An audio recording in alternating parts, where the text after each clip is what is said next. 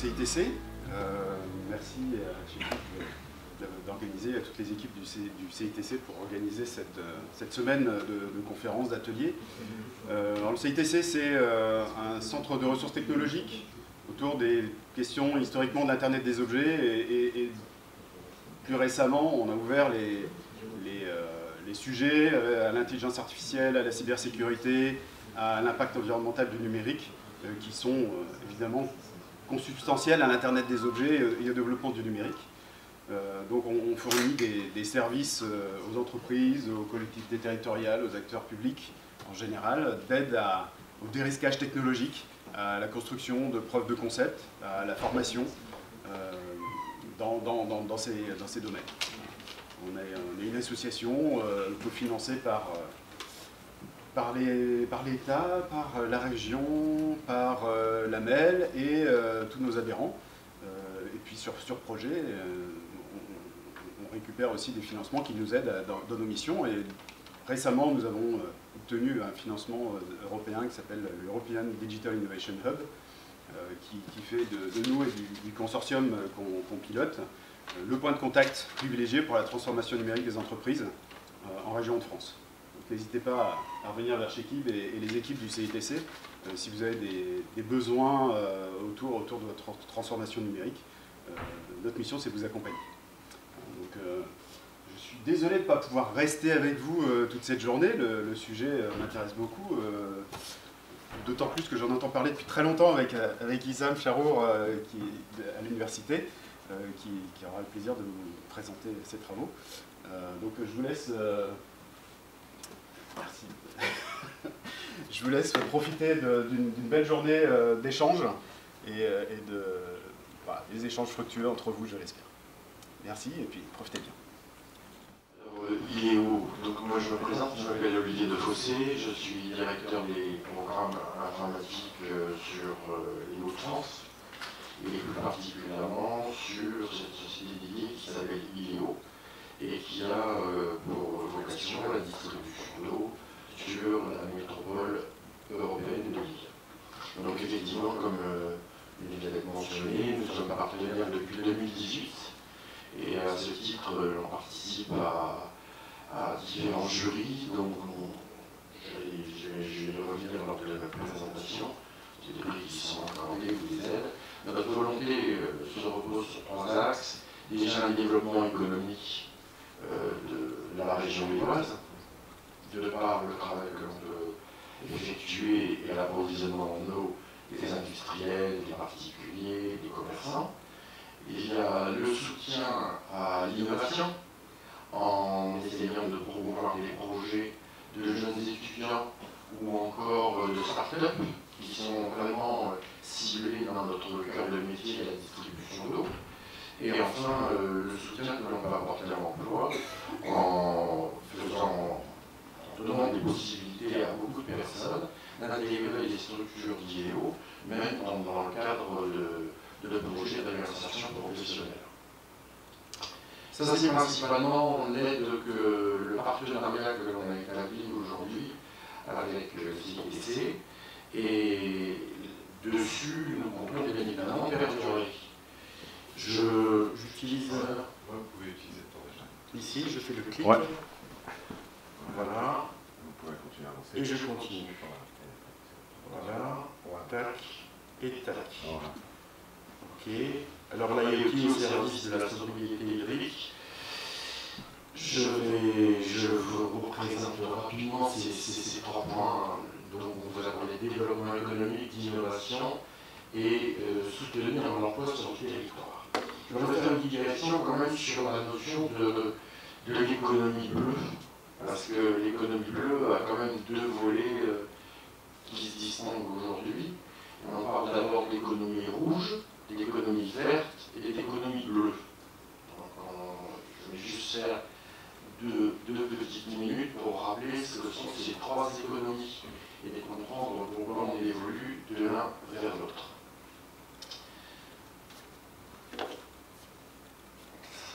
Bon, pour l'économie rouge, on parle vraiment de l'économie telle qu'on est aujourd'hui industrielle, qui correspond à 90-95% de notre activité sur la planète, et qui a comme vocation de prendre les ressources naturelles, de les transformer et de laisser énormément de déchets, et qui sont donc dans le processus de fabrication nocifs pour l'environnement.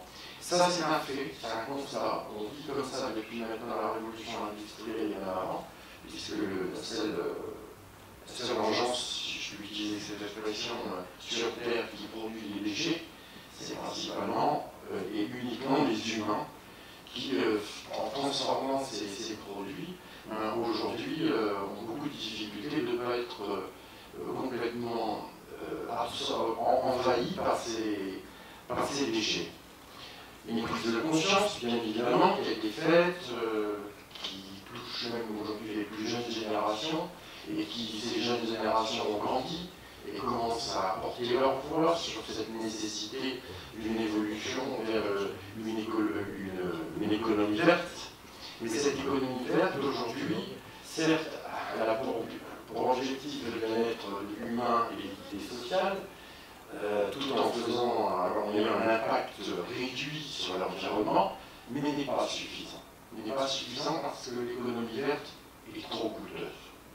Elle n'est pas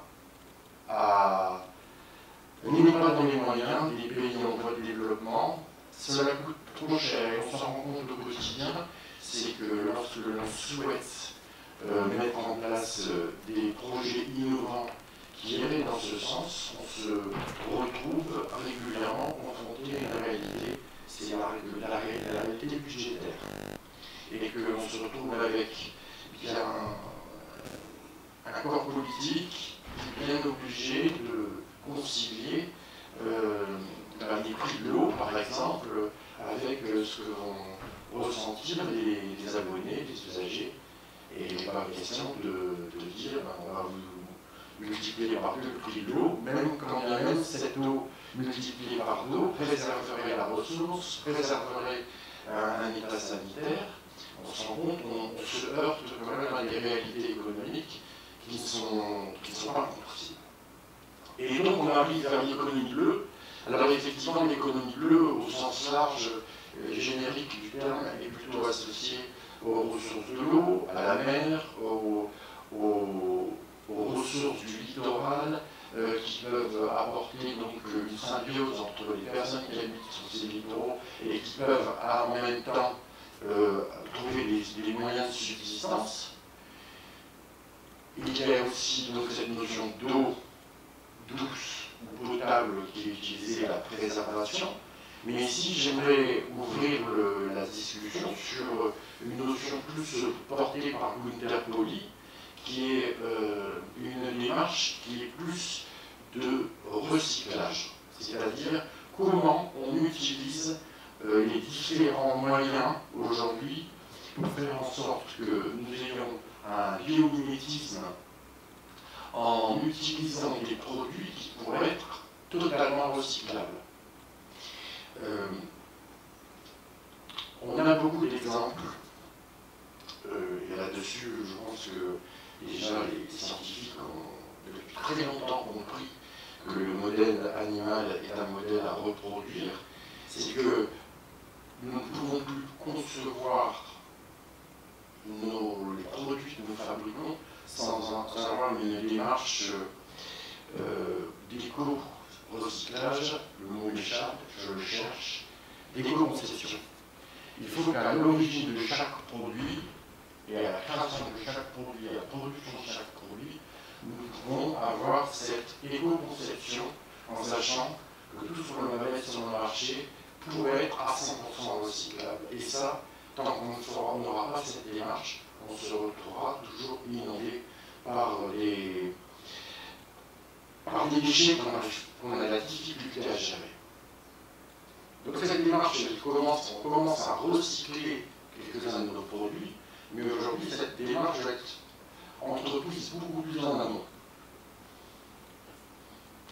Donc j'ouvrais un peu cette économie bleue en pensant au recyclage, entre autres, et on va avoir l'occasion d'en discuter maintenant.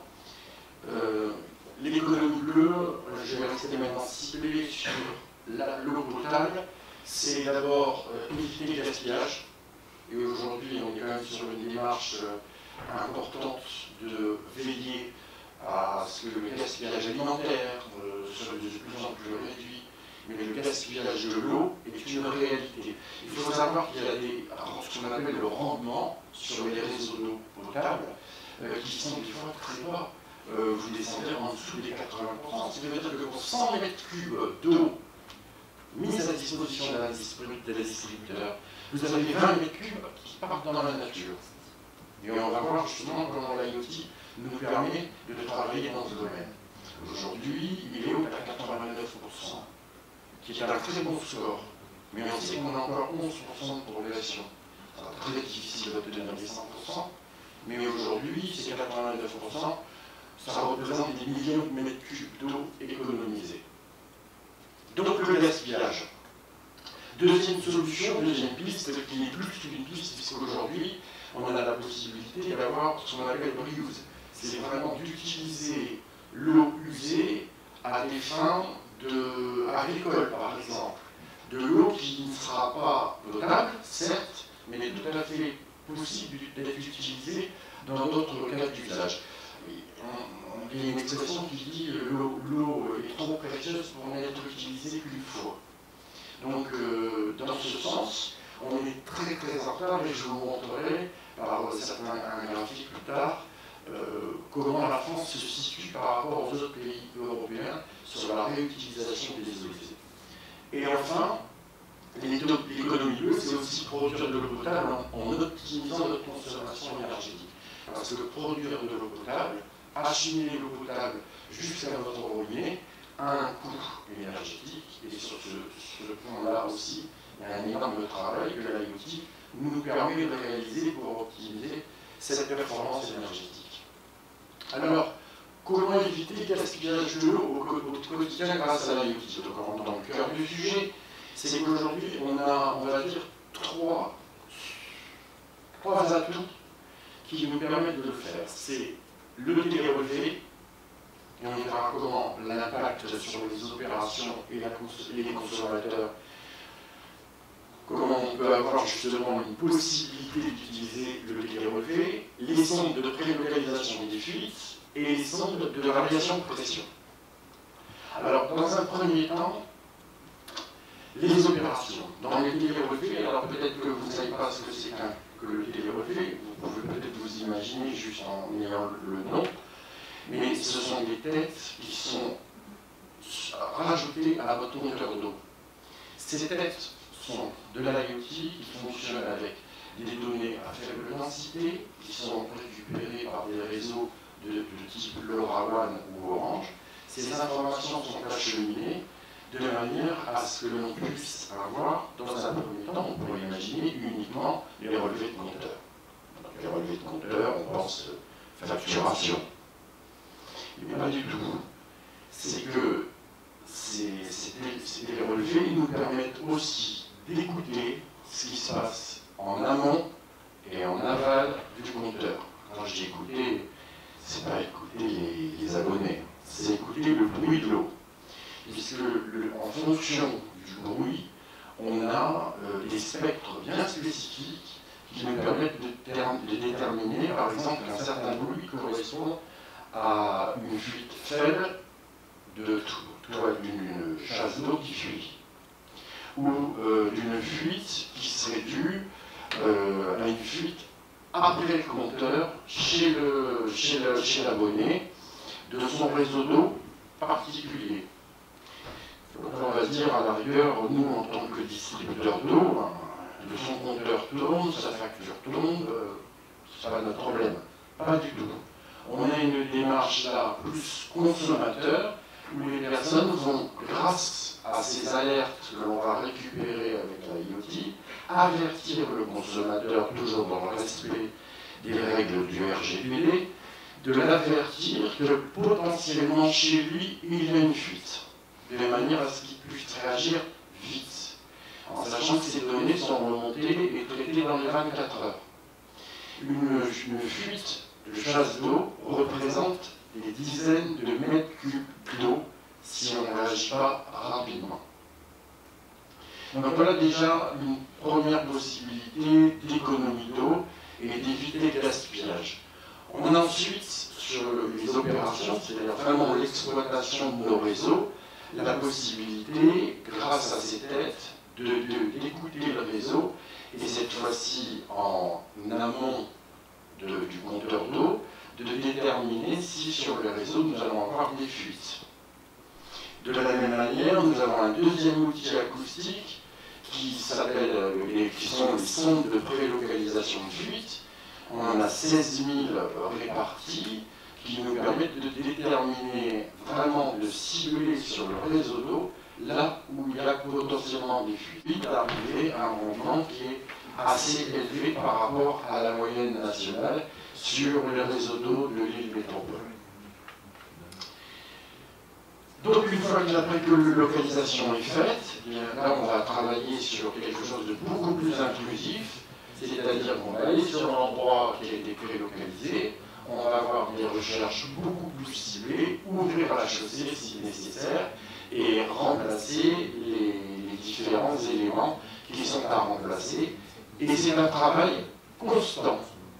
Je dis c'est un travail constant, ça me permet d'arriver sur les sondes de variation de pression, qui sont elles aussi remontées grâce à l'IoT et qui permettent de déterminer ce qu'on appelle les coups de bélier.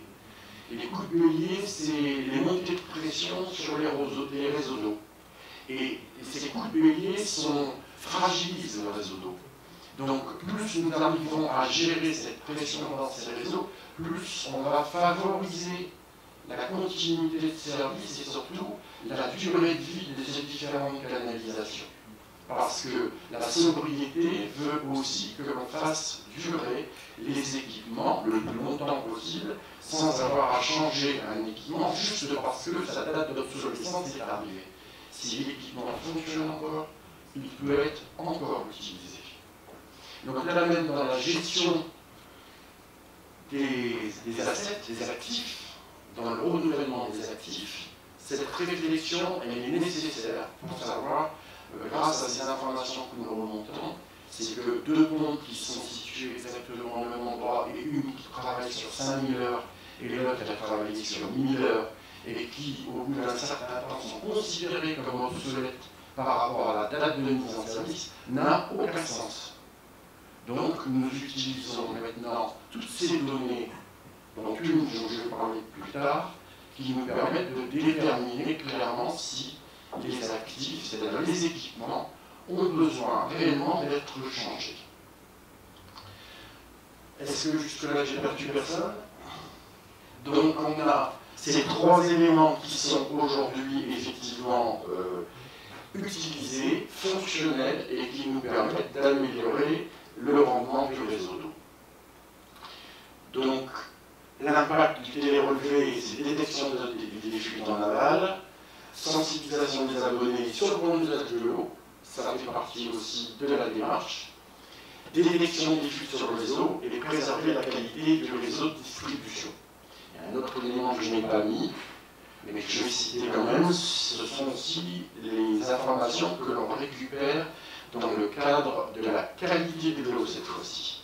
Et au niveau sanitaire, nous avons des sondes qui nous permettent immédiatement de savoir si nous rencontrons une difficulté sanitaire sur une partie du réseau. Et là aussi, de nous permettre de réagir très vite. Je parlerai maintenant de la réutilisation des eaux usées.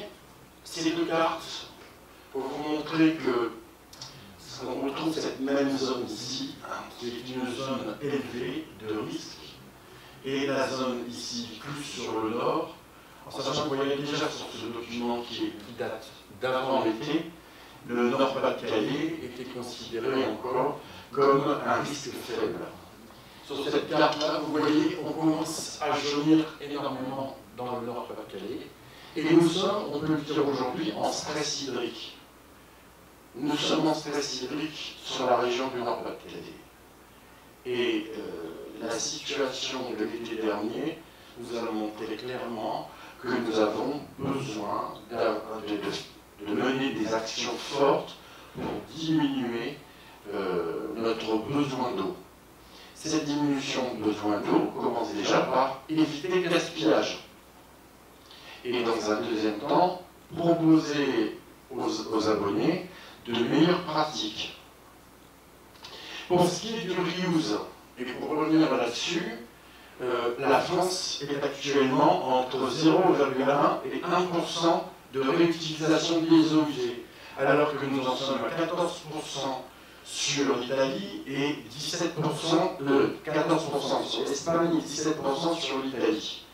Donc dans ce domaine, nous sommes très en retard et nous essayons d'appuyer auprès des élus, de leur montrer l'importance de la réutilisation des eaux usées, puisque l'on sait qu'avec un traitement mineur et qui n'est pas nécessairement très coûteux, l'eau peut avoir un deuxième usage, surtout pour l'irrigation agricole. C'est un constat aujourd'hui. Nous en sommes là et nous devons mener des actions fortes pour pouvoir éviter de se retrouver en pénurie d'eau. On n'est pas loin.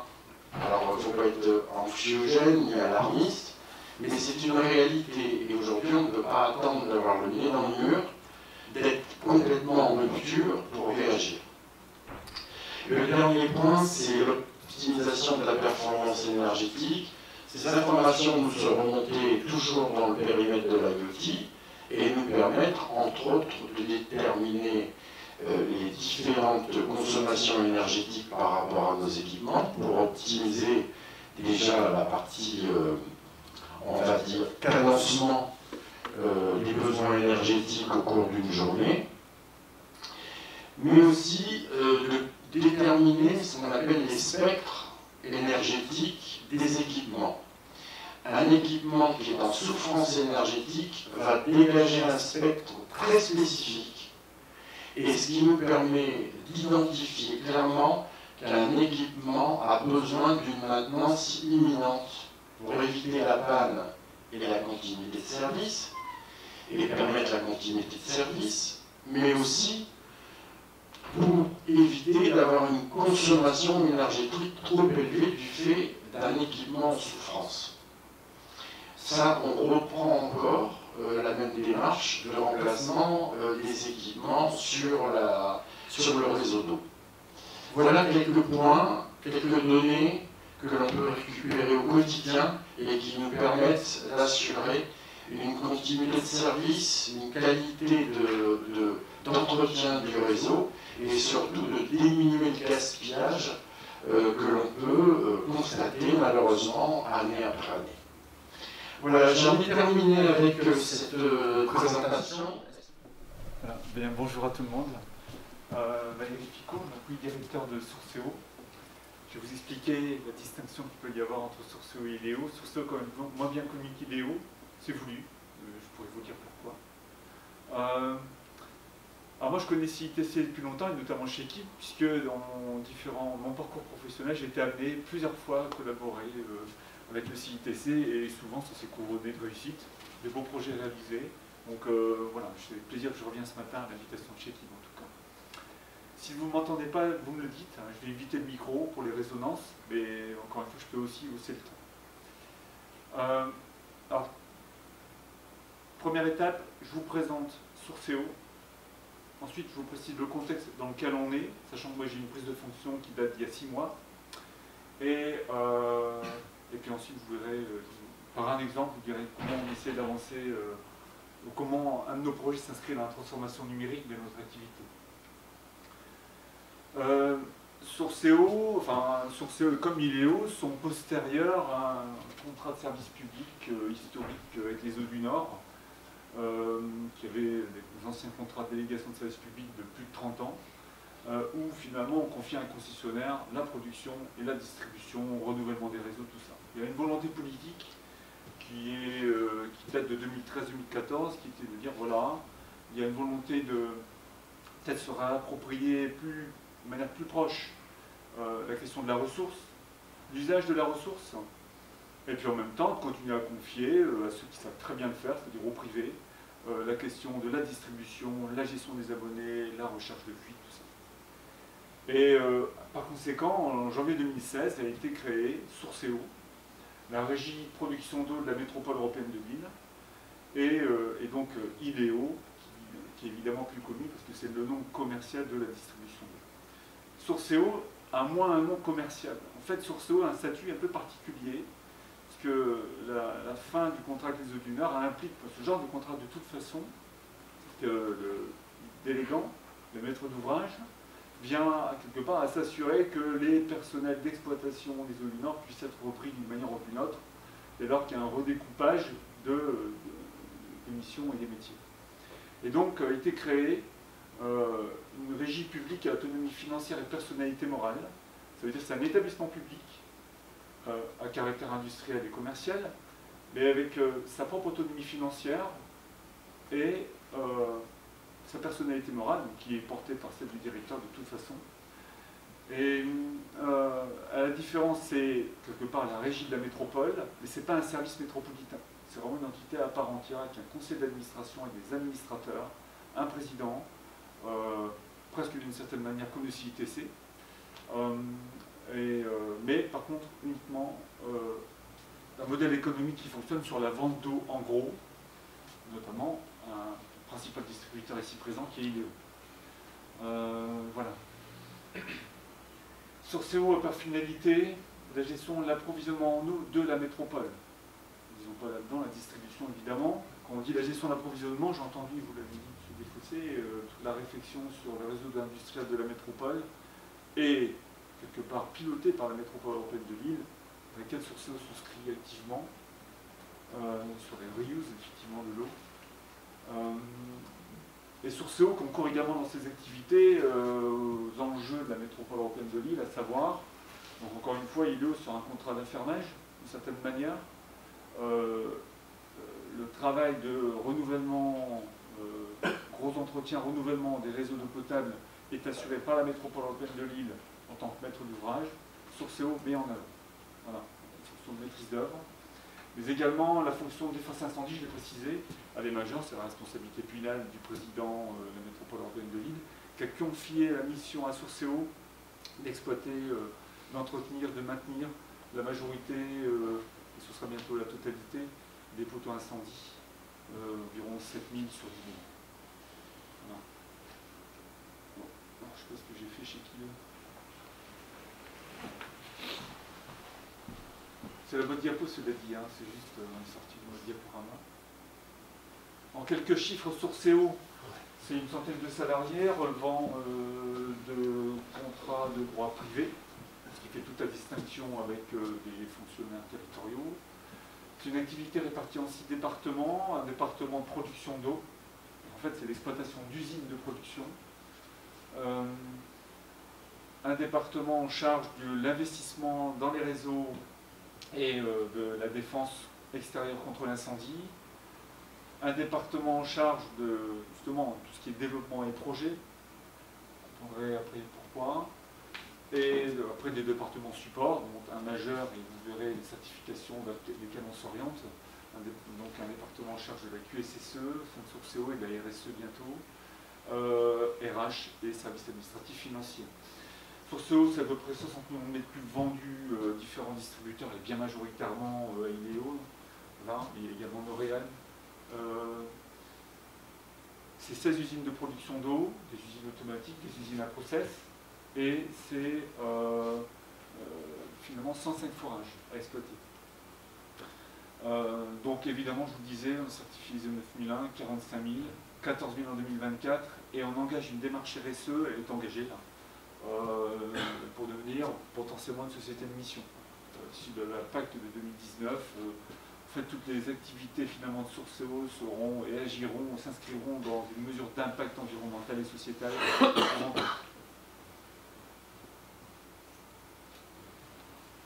À partir de là, dans quel contexte on est? De toute façon, en arrivant, c'était un peu la mission qui m'était confiée par le président à la fois de la métropole et le président de Sourceo, Alain Bézira. Alors, c'était tout d'abord de poser le contexte à la fois de la société Sourceo, mais aussi voilà, de différentes données brassées aussi au niveau de la métropole, que des données de toute façon largement objectivées aujourd'hui. Ne serait-ce que la première, c'est que Sourceo aujourd'hui produit de l'eau qu'il revend par conséquent ILEO, principalement des nappes du calcaire, nappes de Lacry, pardon, sur le sud de la métropole, le calcaire carbonifère, alors des nappes captives beaucoup plus profondes dans tout le nord-est de la métropole. Aujourd'hui, il y a une réalité, on n'est pas les seuls à pomper dans ces nappes évidemment, mais la conséquence c'est que le niveau de la ressource fait que baisser. Données BRGM, confirmé tous les ans, le niveau baisse depuis, pas depuis peu, hein, voilà, depuis déjà un certain temps. En même temps, Sourceo a d'autres usines de production dans le département du Nord, qui sont un peu, pas tout à fait dans la même configuration, en tout cas, dans le même faciès.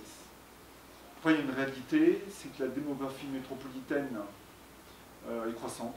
C'est simplement dû à son attractivité, évidemment, mais pas qu'économique, hein, culturelle, sociale, étudiante notamment. Il n'y a pas tant que ça l'effet du Covid hein, sur l'évolution de la démographie métropolitaine. On pouvait penser qu'il y avait plus de population qui allait se diriger vers les campagnes. C'est pas tout à fait exact, en tout cas c'est pas mesuré en tant que tel. Et par conséquent, je parle de PLH3, c'est plan local d'habitat. La métropole, c'est un outil qui programme finalement des grandes orientations d'aménagement, qui sont après mises en œuvre soit directement ou par le biais d'opérateurs privés. Et on appelle ça le plan local d'urbanisme, qui sera adopté dans sa version 3 Pro dans les années prochaines, et avec une orientation du plan local d'habitat qui conçoit qu'à l'horizon 2032, il faudra 60 000 logements en plus. 60 000 logements en plus, c'est environ une moyenne de 150 000 habitants. Quand on fait le calcul de consommation d'eau moyen, qui n'est pas élevé hein, finalement, moyenne française pour les habitants du Nord par rapport à ceux des Côtes d'Azur par exemple, eh bien c'est environ 15 000, 18 000 à peut-être 30 000 mètres cubes par jour à produire en plus. Ce qui représente de 12 à 15-16% de production quotidienne. Ça veut dire qu'on a de l'enjeu. On a de l'enjeu, ça veut dire potentiellement par rapport au contexte plus haut du niveau des nappes, voilà, c'est quoi l'équilibre? Et vous l'avez dit justement, une évolution réglementaire qui continue d'être de plus en plus exigeante et heureusement, notamment, et vous l'avez dit, sur les métabolites, qui aujourd'hui sont les molécules qui sont suivies encore de plus près. Des coûts d'énergie en hausse. En réalité, ça impacte le modèle économique de Sourceo. On a une augmentation de coûts d'énergie, quand bien même il y a eu un soutien de l'État d'environ 48% en 2022. C'est pas neutre. Est-ce qu'il faut tout indexer justement et répercuter sur le prix de l'eau, de ce qui est revendu potentiellement à ILEO, et ILEO après répercutera d'une manière ou d'une autre? C'est pas si simple, c'est politique. Un contexte de tension qui généralise évidemment. Nous, Sourceo, on mesure, bon, c'est aussi un peu lié à mon parcours hein, professionnel, mais on a quand même de vrais enjeux de sécurité liés à l'activité, de toute façon, et je ne l'ai pas là, mais toute l'activité cyber, hein, clairement, le risque cyber hein, est omniprésent et évidemment en tête quotidiennement. Toute la question des approvisionnements, hein, toute la supply chain à sécuriser, qui ne l'est pas aujourd'hui. On manque Sourceo pour le dire bien, on ne dit pas qu'on est Sourceo captif de quelques fournisseurs de réactifs, fournisseurs de sous-produits qui servent à la production, mais presque. Et comment on peut diversifier aujourd'hui tout ça, c'est pas simple, dans un contexte où beaucoup de grands groupes se sont rassemblés, et ça peut nuire un peu à un moment à nos besoins de mise en concurrence, donc on a un vrai sujet, et une nécessité de nous lancer aussi beaucoup de veille opérationnelle.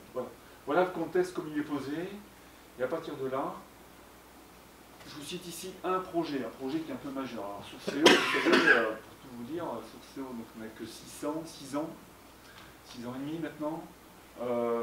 La première étape, le premier enjeu, c'était de reprendre des usines existantes de production d'eau, des forages, savoir les exploiter correctement dans une nouvelle structure, une nouvelle entité. Hein, après les eaux du Nord, il y avait un contrat d'une trentaine d'années, enfin historique.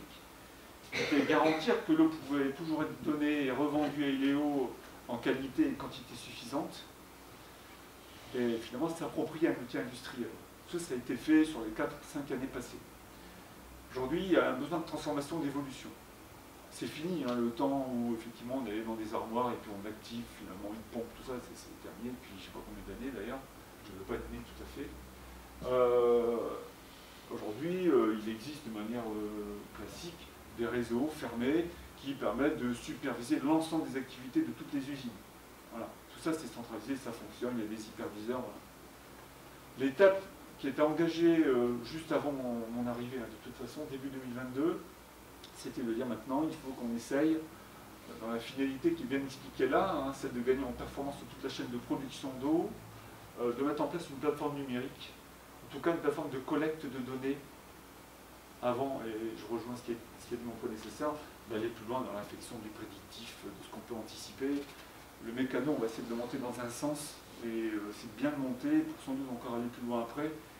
Voilà, on n'oblitère pas les possibilités d'aller plus loin, mais pour l'instant, on y va par étapes. Donc, projet plateau, c'est pour nous voilà, un outil qu'on développe avec un partenaire qui a été lancé par le CITC, l'entreprise Intent Technologies, qui était installée ici à Aura Technologies, qui a évolué depuis, vers Bordeaux notamment, je crois. Donc, plateau, plusieurs sous-objectifs suivis. Nécessité de pouvoir voilà, mettre beaucoup plus de mobilité dans l'activité du personnel amené à travailler sur les usines et on n'est pas comme dans certains secteurs de la France où on n'a que quelques usines pour produire. En fait, vous l'avez vu, il y a 16 usines, il y a 105 points de forage, donc c'est des équipes très mobiles sur tout le département. Et la mobilité, qui n'existait pas vraiment, est quelque part quelque chose d'assez impérieux à mettre en œuvre. L'autre sujet, c'est faciliter toute la collecte et la centralisation des données, avec des sources externes et internes. Internes, c'est tous nos outils, les outils de gestion de la maintenance, tous les outils de tous les différents compteurs, je le précise après. Et externe, c'est tous nos partenaires, nos fournisseurs d'énergie, mais pas que. Pouvoir à un moment brasser toutes ces données, c'est de collecter l'ensemble pour arriver, tout en continuant à travailler ces données ensuite, eh bien, à produire un certain nombre d'éléments enrichissants qui vont nous aider au pilotage de l'activité sourcée. Une finalité majeure, hein, je le dis bien, l'amélioration du pilotage du process, la performance énergétique, hein, qui est vraiment un enjeu, la connaissance des ouvrages de Sourcéo, qui n'est pas aujourd'hui abouti, et évidemment pour un meilleur service rendu aux usagers. Il y a 6 thématiques qu'on va chercher avec le projet plateau, tous les compteurs d'eau. Les compteurs d'eau, on en a commun avec IDEO, on relève des compteurs simultanément une fois tous les trimestres, voilà, c'est-à-dire dans la vente d'eau en gros, voilà. La métropole Sourcéo fait un peu d'achat d'eau également, donc on a d'autres compteurs à relever. Les compteurs d'énergie sont nombreux, donc là, voilà, l'idée c'est qu'on va travailler sur tous les compteurs d'énergie. Les autres compteurs horaires, alors c'est des temps de fonctionnement de groupes électropompes, sont différents compteurs qui permettent de mesurer les rythmes d'activité de tous nos équipements qui constituent les usines de production d'eau. Des données de qualité d'eau majeures, évidemment. On travaille pour cela avec le laboratoire de la métropole européenne de Lille, hein, qui est un laboratoire avec Ecofrinc, mais pas que. Avec l'ARS, naturellement, on a un vrai sujet de suivi. On est à plus de, c'est en termes de plus de 600 000 € de budget d'analyse d'eau par an, sans compter ce qui est également fait par l'ARS en autocontrôle. Hein. Donc, il y a beaucoup de données à brasser. Le fonctionnement des forages et des piézomètres de suivi d'état de la ressource, hein, qu'on fait avec la métropole européenne de Lille. Hein, c'est bien dans le périmètre de la métropole, hein, pour le coup, mais on le fait de manière coordonnée. Et évidemment, tout ça, l'objectif, c'est aussi d'avoir des outils de pilotage de la production. Donc, le pilotage de la production, c'est toute la supervision dont j'ai parlé tout à l'heure. À partir de là, plateau, quand on aura collecté un ensemble d'outils, je parlais de la GMAO, je parlais de tous les connecteurs à créer avec différents équipements ou des automates où il est possible d'aller chercher de l'information, eh bien, nous permettront de produire des rapports. Alors, quand je dis des rapports, je ne vais pas vous donner toute l'information ni la dévoiler non plus, parce que comme Léo, on est sur une activité un peu sensible, donc voilà, je me fais un peu prudent dans ce que je présente. La production des forages, clairement, c'est suivre au plus près le niveau de production à l'heure d'une usine de production d'un forage en particulier sur les 105. Aujourd'hui, ce qu'on ne suit pas vraiment, hein. C'est un peu l'idée là, et on continue. La production des ouvrages, le rendement des ouvrages, la mesure du rendement des ouvrages entre l'eau prélevée, l'eau d'exor et l'eau brute produite, dans la relève des différents compteurs et le suivi. La production journalière, mensuelle, le suivi des rejets. Nous avons des rejets également, parce que dans nos process, à un moment, on vient également à traiter certaines pollutions, la pollution souvent on ne l'élimine pas totalement, on fait que la déplacer. Donc finalement on en produit. Des performances énergétiques des ouvrages, au moment où on parle des métabolites, plus on va aller loin dans les nécessités de traitement, parce qu'il y a les exigences normatives, traitement de pour la meilleure qualité de l'eau, évidemment, il faut de l'énergie pour traiter. Et de l'énergie, aujourd'hui, ça coûte. C'est précieux, il y a des exercices bientôt d'ailleurs qui se mettent en œuvre dans le cadre de ce qu'on dit la pénurie électrique. Là. Mais bon, donc clairement, on a un enjeu, et c'est comme IDEO, c'est aussi le spectre de tous nos équipements d'usine, c'est maîtriser nos consommations, optimiser leur fonctionnement. Ouais. Évidemment, sur la partie énergétique, on a un enjeu. La gestion des interventions des équipements, je le disais, c'est au travers de la mobilité, voilà, les équipes de terrain, à un moment, on a des gens, des électriciens, des électrotechniciens qui sont sur les équipements, de passer sur beaucoup plus de mobilité, mais beaucoup plus d'interactivité et de réactivité en tant que telle, sur le suivi, le fonctionnement, les maintenances, les interventions dans les équipements. Évidemment, on travaille avec un hydrogéologue, plusieurs hydrogéologues, mais un de la métropole, pour toutes les suivis de recommandations de pompage. Évidemment, sur CO, ne pompe pas de manière absolument aveugle et sans réflexion sur l'état des ressources. Évidemment, on suit l'évolution de l'état des nappes et on oriente et on optimise le fonctionnement des usines en fonction du niveau de nappe et en fonction des saisons notamment. D'autres briques viendront constituer l'outil plateau, briques connaissance et maintenance du patrimoine industriel. Je disais, l'inventaire n'est pas complet, c'est monumental à faire comme travail, donc voilà, cet enjeu-là. Brique qualité de l'eau, j'en ai un peu parlé néanmoins. Forage piézomètre, assistance au pilotage de la production. On est sur un budget pour le projet plateau de 1 million d'euros sur 3 ans. Je dis bien, Sursaut est accompagné par Intent Technologie avec CG-Trail en conduite de projet. On est pleinement satisfait de cette coopération pour le coup. Et on travaille évidemment avec la métropole européenne de Lille sur ce projet. Voilà ce que je voulais vous présenter. Je pense que j'en ai fini. Voilà. Donc je vais faire mon check-in. Est-ce que vous avez des questions à me poser? Et je suis prêt à y répondre. Merci pour la présentation. Et au début, vous avez montré toute la pression qu'on a aujourd'hui sur la ressource d'eau de la métropole. Donc la stratégie, c'est de faire des économies autant qu'on peut, réduire les pertes autant qu'on peut. Mais l'impression que ça me donne, c'est qu'on a besoin encore d'aller chercher d'autres ressources d'eau. Des autres ressources, soit transportées d'un peu plus loin, soit la question qui a été évoquée tout à l'heure, le traitement de l'eau usée. Ouais. Quelle est votre réflexion par rapport à ça? D'abord, notre réflexion, on a un programme d'investissement à court terme assez conséquent pour aller jusqu'au niveau des autorisations préfectorales de production. En fait, on a certaines pollutions dans 2 usines actuellement de production et en fait, on limite la production, l'extraction d'eau d'exor, on va dire, de ces sites, puisqu'on n'a pas le process qui permet de bien la traiter. C'est des projets qui sont en cours d'étude. On a un marché global de performance qui est en cours. Pour l'instant, la consultation sera lancée en 2023, mi-2023, et un autre marché d'appel d'offres sera lancé pareil en 2023 pour monter nos niveaux de production. On achète de l'eau également au SMAEL. Le SMAEL, c'est le syndicat mixte d'adduction d'eau de Lille. Historiquement, en fait, c'est une usine qui est basée dans le Pas-de-Calais, à Aire-sur-la-Lys, qui, je crois, est confiée au groupe Veolia, il me semble, en disposition.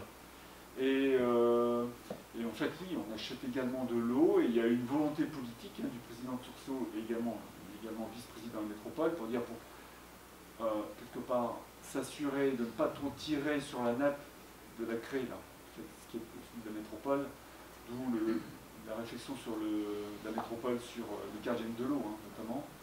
Eh bien, c'est de prendre le maximum d'eau possible au niveau du SMAEL pour préserver la nappe de la craie. Donc ça rentre dans nos pilotages de fonctionnement des usines. Ça, c'est ce qui est fait aujourd'hui et ce qui va être fait d'ici 3-4 ans. C'est-à-dire qu'on va garantir, quelque part, préserver cette nappe de la craie. Après, il y a d'autres réflexions qui sont engagées. La métropole nous a saisi une réflexion sur la constitution d'un réseau d'eau industriel. Je donne un exemple. la ville de Lille utilise, alors la ville de Lille, ça s'appelle Lille parce que de toute façon c'est dans l'eau. L'eau est assez... Il y a du rabattement de nappes qui est fait à différents endroits de l'île, par les rameaux, au boulevard rue de Solferino, tout près de Match, pour pouvoir baisser et maîtriser un niveau de la nappe qui est affleurante, pour éviter d'abord de déborder dans les caves d'une part. Il ne faut pas dénoyer non plus toutes les fondations des vieux bâtiments historiques, sont des fondations en pieux bois. Et cette eau-là est réutilisée pour le lavage, l'arrosage d'ailleurs de la ville, pour le lavage des routes, des trottoirs, enfin bref, des usages, pour le zoo également de l'île, sont des usages qui ne sont pas des usages d'eau potable. Voilà. Donc ça, aujourd'hui, ça fonctionne bien au niveau de l'île. Sur la métropole, il existait un réseau d'eau industriel très fort, et ça fait bien industriel pour cela, sur le secteur de Tourcoing et Roubaix. Évidemment, beaucoup d'industries, et en fait, ce réseau aujourd'hui est en très très mauvais état, il n'est plus utilisable. Il a été par différents endroits consigné totalement. Et néanmoins, il y a une vraie réflexion que la métropole nous a demandé d'engager, à l'appui de ce qui est fait avec la ville de Lille, de regarder voilà, toutes ces sources de production d'eau qui ne peuvent pas être qualifiées comme de l'eau potable en tant que telle, et dont l'usage peut servir potentiellement à l'industrie, à l'agricole, à la possibilité, pourquoi pas à terme, c'est un de nos projets, de pouvoir renvoyer de l'eau et se réinfiltrer dans un grand champ filtrant sur le sud de la métropole. Là, on a un projet qui va se préparer. Et l'idée, c'est toujours pareil, c'est de mieux utiliser l'eau qui, finalement, peut avoir un autre usage que celui du potable. Sur la station d'épuration, le vice-président Sursaut, Alain Désirard, a une idée, porte l'idée qu'au moment où on pourrait racheter l'eau usée, l'eau traitée des stations d'épuration, qui n'est pas de l'eau potable, pour éventuellement la distribuer dans un réseau d'industriels. Mais pareil, là, on a des petits sujets, pas que politiques, surtout avec l'ARS, qui, c'est un peu le principe du parapluie, quoi. C'est-à-dire quel risque ils vont prendre à un moment s'ils donnent une décision favorable ou pas. Je vous citerai un autre exemple, on est en train de regarder pour installer sur les usines des trackers photovoltaïques, en plus de ce qu'on pourra faire sur toutes les couvertures de bâtiments. Aujourd'hui, il n'y a pas des positions claires et uniformes en tout cas, cette autorité en France. Non. Nos réflexions sont là, et d'ici 2026, on va travailler un programme, 2026, puisqu'il y aura des élections qui arriveront à ce moment-là, et donc une nouvelle gouvernance métropolitaine pour proposer de nouvelles orientations sur potentiellement de nouvelles sources de production d'eau. Et ça impliquera faire bouger l'échiquier au niveau de l'ARS, évidemment. Donc là, il y a un gros travail à faire, qui est avant tout politique. Merci. Oui. Je voulais savoir comment vous vous y prenez en termes de maintenance préventive sur les équipements que vous utilisez. Écoutez, je vais vous répondre assez directement. Pour l'instant, on ne fait pas bien du préventif. Alors, on ne fait pas bien. Les équipes me disent si, on est en train de s'y mettre, on anticipe nos maintenances, tout ça sont programmés, donc c'est une gestion de la maintenance, quoi. Voilà. Quand il y a une casse, on intervient sur la casse. Donc on a mis en place des stratégies, je l'ai dit. C'est-à-dire ne pas devoir dépendre de fournisseurs pour certaines pièces électromécaniques. Mais pour l'instant, on n'est pas encore du tout à la phase de maintenance préventive on en fait, mais prédictive on n'en fait pas. Je ne sais pas si c'était la question. Non, c'était pour savoir si vous avez un besoin en ce sens, en tout cas pour le futur, s'il y avait des prévisions à ce niveau-là. Si, oui, l'idée quand on parle de faire un inventaire plus précis de tout le patrimoine, c'est pas des usines, c'est la partie équipement est bien connue aujourd'hui. On a besoin de passer tout ça sous forme d'information, capitaliser certains endroits et de pouvoir à un moment anticiper certaines révisions, certains changements, ou alors de voir en fonction de différents paramètres, de fonctionnement horaire, de fonctionnement... et Plateau va nous aider d'ailleurs, à pouvoir à un moment dire peut-être ces équipements-là, il faut peut-être qu'on anticipe son changement avec une de casse. Aujourd'hui, on est dans la collecte de données, c'est la deuxième étape, j'en parlais tout à l'heure, d'aller un peu plus loin pour effectivement mettre un peu de prédictif sur la maintenance du patrimoine de sourcé. Mais je vous dis, c'est un mécano qu'il faut monter dans un certain sens, pas partir tous azimuts, il faut y aller de manière progressive. Voilà. Autrement. Bon, merci. Oui. j'aurais plein de questions à vous poser, mais juste au point de départ, pour comprendre, parce que je ne suis pas du tout du métier, donc j'essaie de piger un petit peu ce qui se passe, savoir à qui appartient l'eau, comment dire, que vous distribuez. Parce qu'en réalité, votre métier à vous, c'est donc de distribuer de l'eau. Parce que l'eau, au départ, elle appartient à tout le monde, quelque part. Donc, vous allez chercher de l'eau qui appartient à tout le monde, et ce que vous faites payer, c'est pas l'eau, c'est la distribution de l'eau, c'est bien ça? Donc, moi, la question, sauf si j'ai faux, évidemment, hein, si l'eau vous appartient, vous allez me le dire. Donc la question, effectivement, était là, à qui appartient cette eau, qui autorise la distribution de l'eau, donc qui prend les autorisations pour dire, ben, ça appartient à tout le monde, mais donc sur le principe, ça devrait être l'État. Est-ce que c'est comme ça que ça se passe? Quelle est la réalité des choses? En fait, tout ce que vous dites est vrai quasiment. L'eau, c'est un bien universel, il appartient à tout le monde et à personne en même temps, quoi, finalement. C'est un bien commun. Et vous avez raison sur l'autre point. L'eau, en fait, est gratuite. Ce qu'on fait payer, c'est le coût de la gestion de l'eau. C'est-à-dire sa production, faire fonctionner les équipements pour aller chercher l'eau dans les nappes. On a un peu d'eau superficielle hein. Sur la métropole.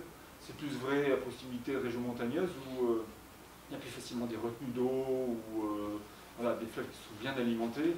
Nous, en fait, on doit les pomper voilà, dans les nappes majoritairement. Donc, le coût de la gestion de l'eau, c'est ça le prix de l'eau.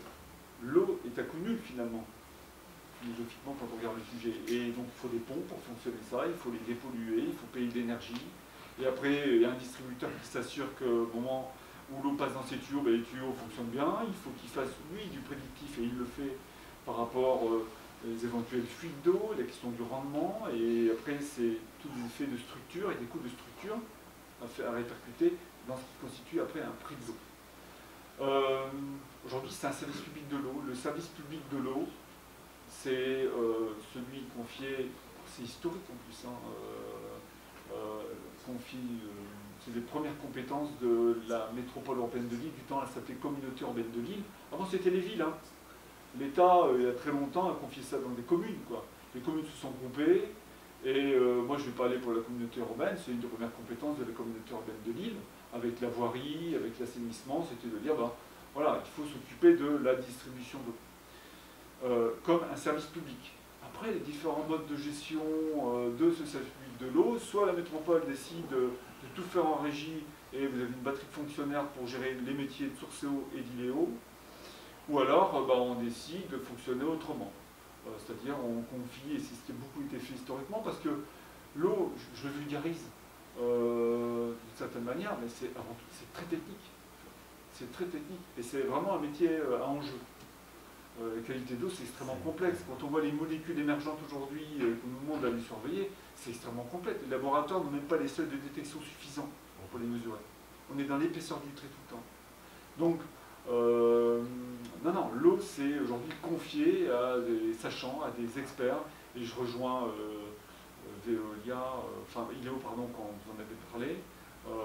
Clairement, oui, mais la force d'avoir un groupe, quelque part, qui s'occupe de la distribution de l'eau, c'est qu'il a des ramifications partout dans le monde. Je crois que c'est, je ne sais pas ce qui, mais non, nous, on a un projet de mettre, de se poser l'inverse basse pression sur une usine dans le Louisie, pour traiter de nouvelles pollutions. Aujourd'hui, au Nigeria, ils font ça sur de l'eau usée pour donner de l'eau aux populations. Et sorti de l'usine, je veux dire, d'une station d'épuration, hein, il y a un équipement qui permet de donner de l'eau potable et qui est carrément potable, et on peut la boire. Voilà. Donc l'idée, c'est, là, vous avez, donc voilà, je vous rejoins parfaitement, vous avez une bonne analyse, c'est exactement ça, c'est un bien public. À partir de là, c'est un bien commun, il appartient à tous, pour autant, il faut un service pour le gérer. Bon, d'une certaine manière, ça devient anarchique. Et voilà.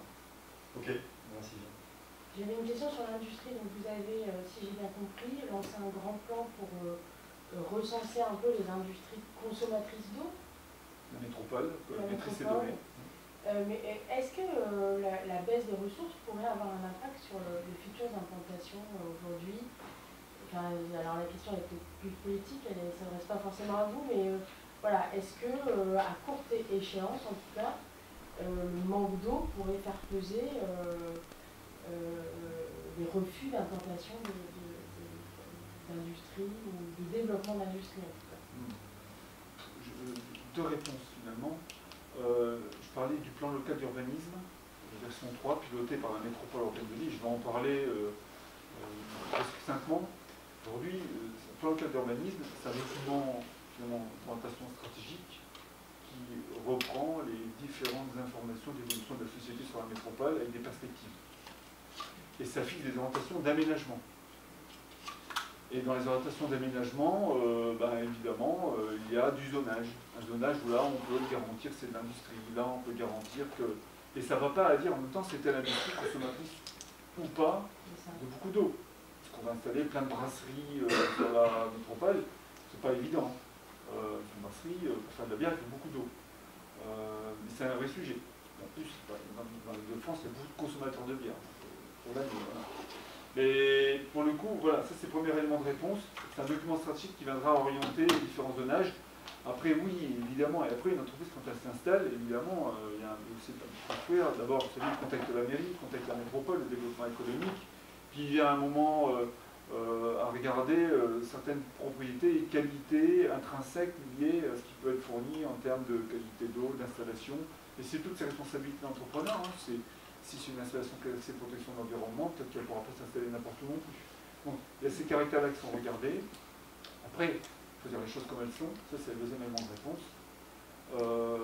L'industrie sur la métropole, c'est 15% à 20% de la consommation d'eau. Le reste, c'est le citoyen.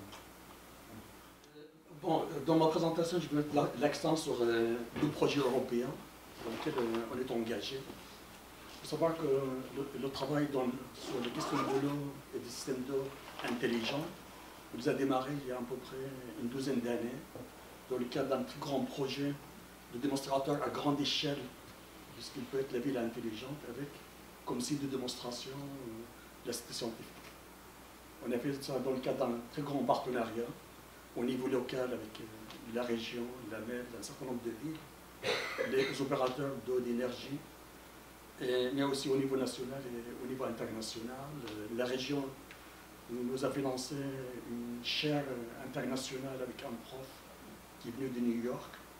Ça a été complété après avec une chaire industrielle avec le CITC, toujours dans le même sujet. En fait, on avait démarré dans le domaine de l'eau avec une très belle collaboration. Donc, ce que je vais essayer de présenter.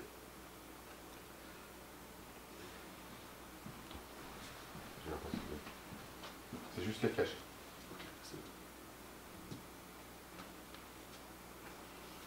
Donc là, je vais me focaliser sur deux projets. Le projet Smart Water for Europe. Donc on voit en fait que c'était une collaboration entre 4 pays. L'objectif c'était de construire 4 démonstrateurs à grande échelle dans le domaine de la distribution de l'eau. Le deuxième c'était l'Interreg, qu'on a démarré il y a maintenant 2 ans, avec aussi 4 pays, donc la Hollande, la Belgique, le Royaume-Uni et la France, sur la question de protection des ouvrages de protection contre les inondations.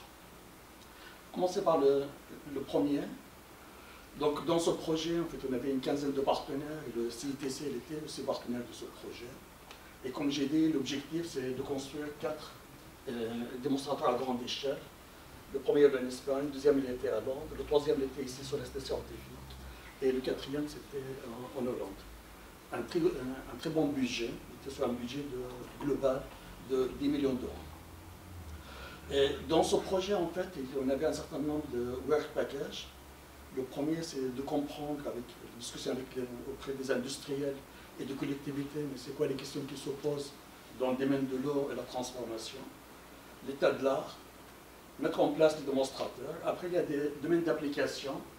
Dans le domaine de l'application, je l'expose ici, c'est la qualité, les fuites, les questions d'énergie et les relations avec les usagers. C'est ce qui a été évoqué tout à l'heure. Et après, voir qu'est-ce qu'on peut proposer en termes de recommandations pour l'industrie européenne. Je vais commencer par le premier. Donc, comme j'ai dit, l'objectif, c'est de construire un démonstrateur. Donc, ce qu'on avait choisi, c'est la cité scientifique. Bon, en fait, c'est l'équivalent d'une petite ville en termes de consommation. Il y a 25 000 usagers à peu près sur la cité scientifique. Et l'intérêt de la cité scientifique, c'est qu'on a des réseaux, tous les réseaux, une centaine de kilomètres de réseaux. Et les réseaux sont la propriété de l'université.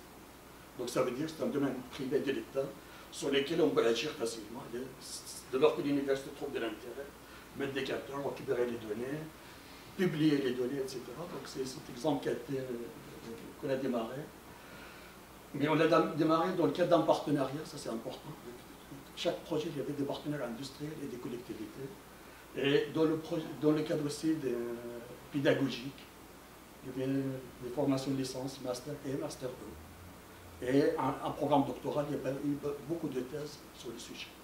Donc on a eu vraiment une communauté assez intéressante par rapport à ça. Le réseau d'eau, on le voit ici, en fait on a une quinzaine de kilomètres. Et c'est un réseau qui est très maillé. Quand on parle de réseau maillé, c'est qu'il est compliqué à gérer. L'alimentation, elle passe par le nord, l'ouest et le sud. C'est un réseau qui est très ancien. Regardez un peu l'état de certains membres des conduites et de la corrosion. C'est un réseau qu'on n'a pas pu renouveler pour des questions de financement. Et il faut le gérer. On verra un peu toutes les difficultés. Donc, pour construire les démonstrateurs, dans un premier temps, ça remonte à 2012 à peu près. Et on commence, les réseaux, on les appelle sur des PDF, papier. Vous ne connaissez rien. Donc, première chose, c'est récupérer ces PDF, les papiers, les transformer dans un modèle digital et après aller sur le terrain pour vérifier. Donc, ça a été fait dans le cadre des tests, ça a pris 1 an à peu près. Vérifier tout élément, aller faire de temps en temps des forages pour vérifier que telle vanne se trouve ici, etc. Donc on a fait ce modèle SIG, mais avec la vérification sur le terrain. Deuxième chose, ce qu'on avait mis aussi, ce qu'il y avait aussi de la maintenance, il y avait des interventions qui étaient aussi sur les papiers, les récupérer pour les ajouter aussi dans le système d'information.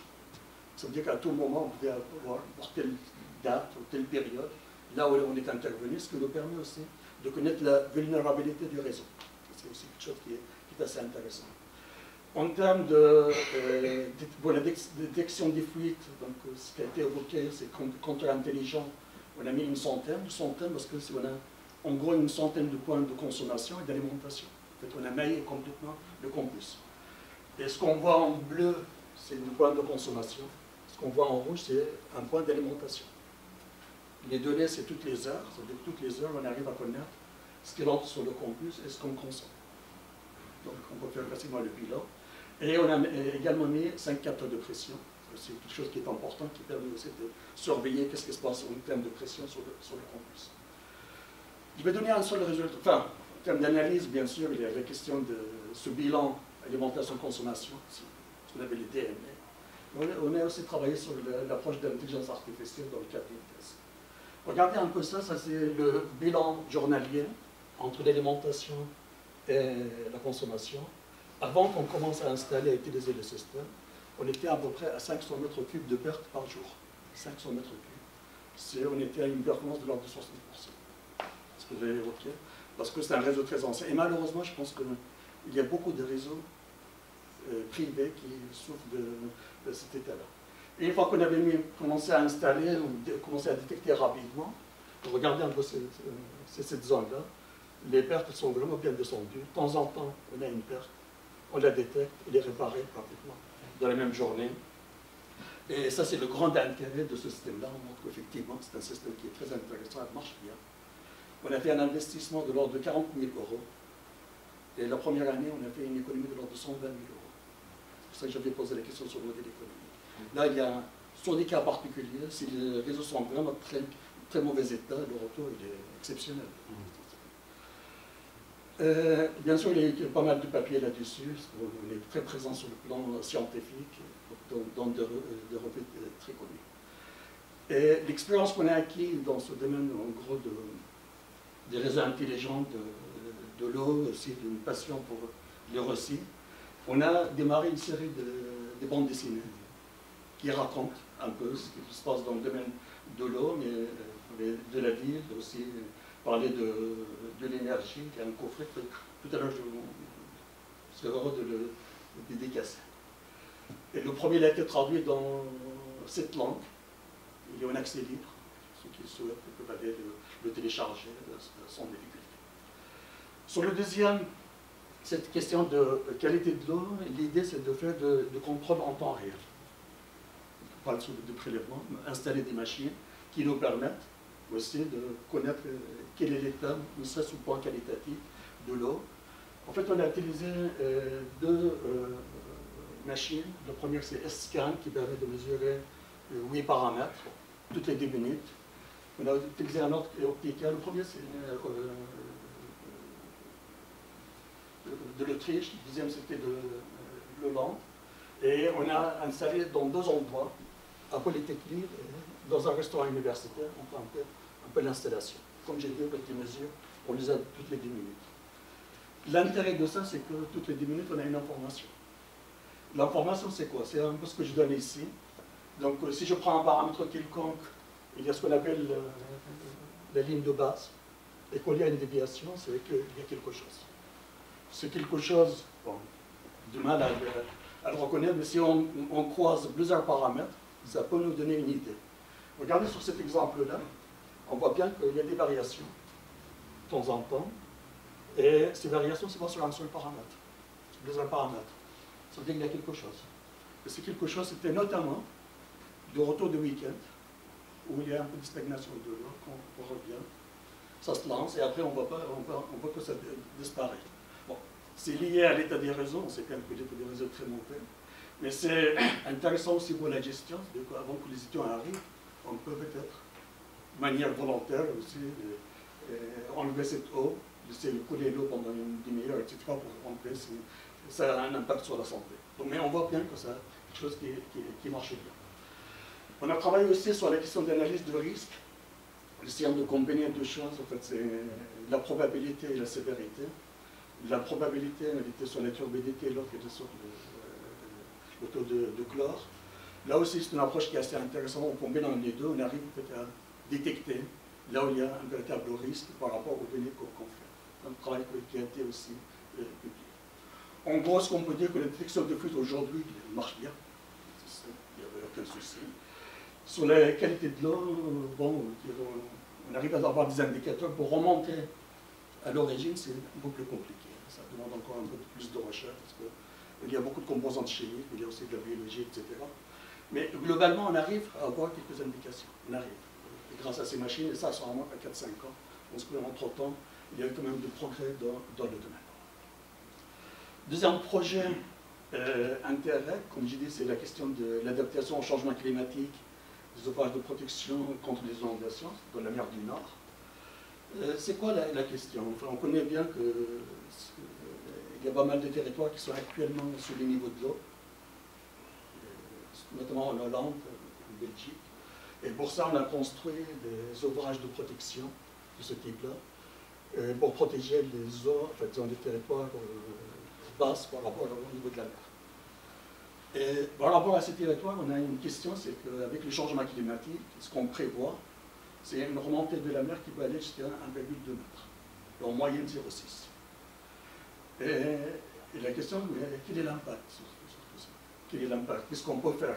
Et là, c'est vraiment la sécurité d'un très grand territoire. On ne parle pas uniquement d'un bassin, c'est ce que j'ai montré tout à l'heure. Donc là, les autorités, donc, que ce soit au niveau administratif, mais aussi de la défense, etc., sont associées avec les universitaires dans le cadre d'un projet pour voir comment ça va se passer. Qu'est-ce qu'on peut faire par rapport à cette question-là.